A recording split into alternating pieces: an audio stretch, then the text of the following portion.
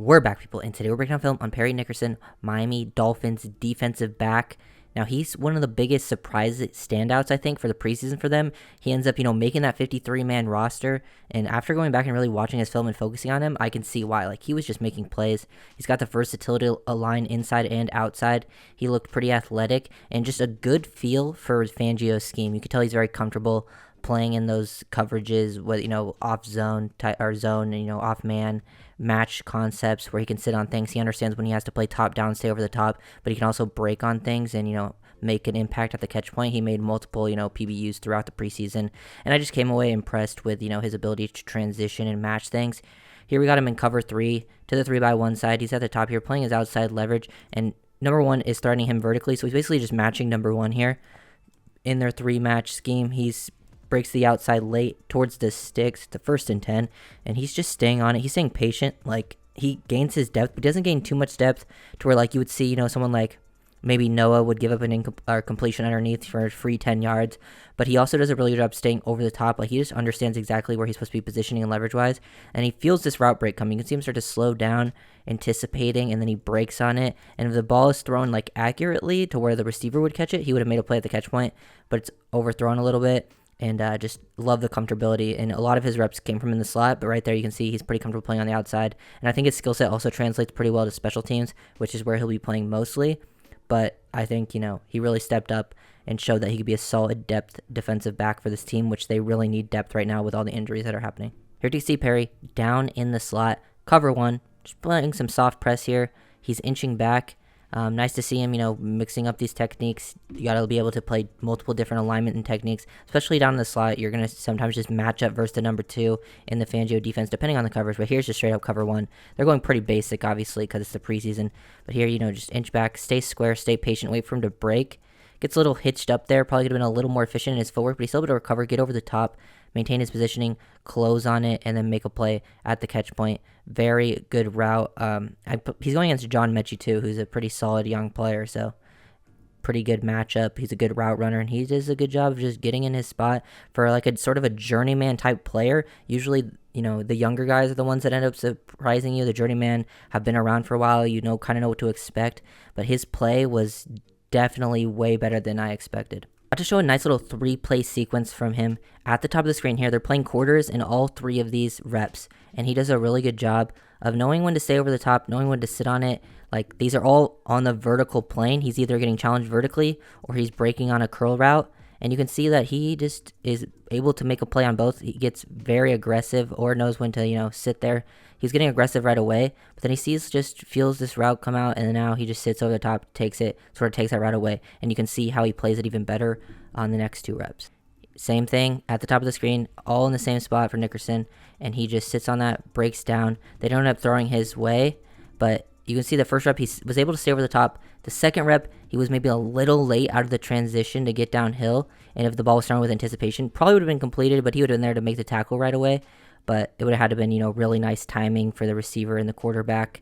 And then you can see how he responds on the 3rd rep. Just keep getting better and better each rep, learning from his mistakes right after this. As I was saying, top of the screen, and he's able to get a very nice pass breakup. He really breaks on this. He really anticipates.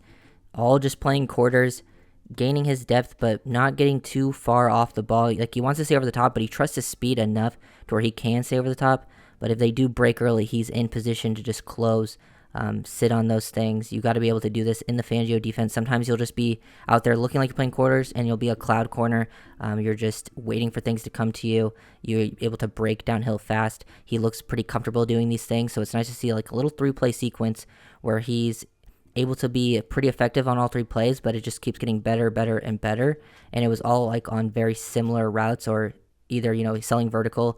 You want to sell vertical on like these quick curls or like the comebacks, and it's all just on that sort of same plane, and he responded really well right there. And he's got good ball skills. You can see the athleticism, the burst to close, and he just plays through the hands to finish. Here, got him at the top. He was just playing quarters, all those reps, and now he's in cover 6, and he's the cover 2 side corner, so he's playing down in the flats. Pretty like decent job finding number 2. One thing he does have to work on here, like, he does a good job. He's staying square, he's staying patient, and you really want to force this receiver back to the inside. Now this receiver does, because it helps out this deep half safety, but if he gets that outside release, it's kind of hard to stop.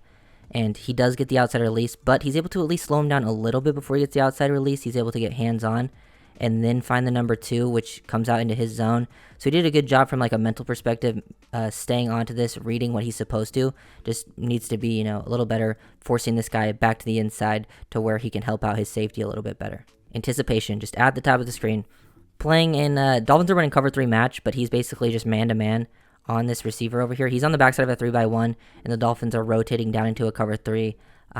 So he's basically man-to-man the whole way. And you can just see the anticipation. He does a pretty good job with his footwork there. Maybe could be a little more efficient, not crossing over too much.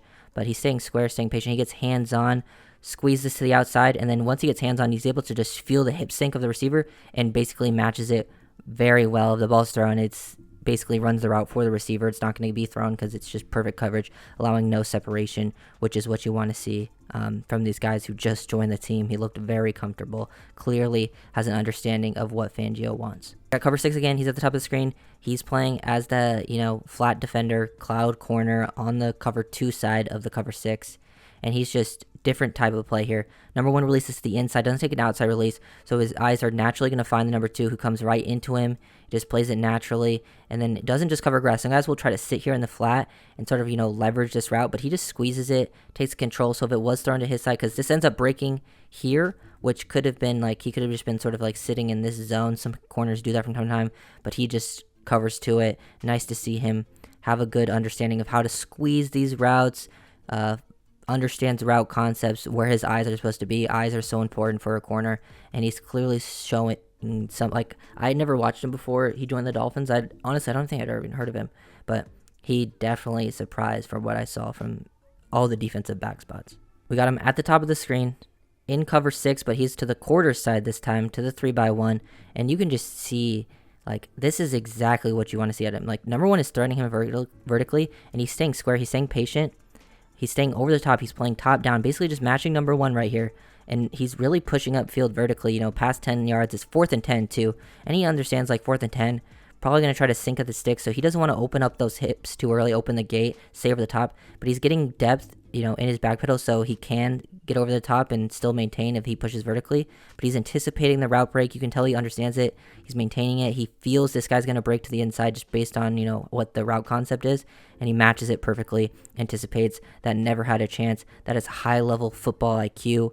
Other corners, even guys who had been playing, did not look as comfortable. And even that, they break the pocket, and he sees the ball, going to be thrown to possibly this guy here, and he tries to get over the top, even to help that, just, even though that guy didn't become his man-to-man in the scramble drill. So I was really surprised, really impressed from what I saw from him, and it did not surprise me to see that he made the 53, even though he got waived first, but that was for the IR thing, and then got brought back. We got him in the slot, playing cover 2, and he's just a hook defender, and the Falcons here are running a pretty basic, double slant concept, and then once they see this, he's just, this is where the quarterback is reading. He's reading Nickerson, and he breaks to the inside, and once this guy crosses his face, if he squeezes it enough, he's going to throw the slant behind it. That's all he's reading, and he knows he can pass this off to the inside, so he doesn't need to squeeze this super hard, and he is able to just read through to the QB, come off of it, and then help, make this. I think, this guy technically gets the PBU, but he's clearly there to help impact that play. Just a smart football IQ play. Nice to see him understand what offenses are trying to do. Really nice reaction here from this double move. They try to get him to bite on that, and he sort of just goes step with step with the receiver. You can see this again more in slow motion, but he breaks this down, really sells on the double move, and he's ready to break on it, but he knows just doesn't have to overcommit. He's playing top down, doesn't need to just fly down and make a play. Even if he did, if he saw that he's really sound on this, he would have broke down and probably made the tackle for no gain just based on, the burst there. But he just stays with it, transitions basically right with the receiver, and is able to recover, get over the top, and then, help dislodge the ball at the catch point, make it more difficult for the throw and catch to be completed. Last play that I'm going to break down, we got him at the top of the screen, just one-on-one, cover 1, another vertical route. I really like this play. Really impressed with what I saw in this rep, actually. This is one of the first times I really noticed him in a game, just here in cover 1. It's not bump and run, press man-to-man. He's showing press, but he's really playing soft press and just gaining depth, staying square. Now you're just being patient, waiting for the receiver to commit. Let him use his moves here, and once he does sort of get into the chest of him, he gets hands-on, gets a little physical to feel that out and sort of squeeze into the sideline, and he uses that to sort of, maintain his leverage, his positioning, which helps him get back over the top. And based on where he is, he knows to turn into the receiver just with that high upfield shoulder positioning. You want to turn into the receiver to find the ball because they're going to most likely throw back shoulders. If you're on like the low side of him, then you want to turn away to find the ball. But here, just does a great job. Never gives that receiver a chance. Uses the sideline to his advantage. Just the football IQ really popped on the film for my guy here. So really impressed with what I saw overall. Excited that he's on the 53 and hopefully, maybe he gets a chance down the line. I mean, pretty much every DB that's makes the 53 seems like they play at least a little bit just due to injuries over the years. So probably will see him at least on special teams. So if you guys know the video, make sure to leave a comment. So Robin, I'll see you guys next time. Peace.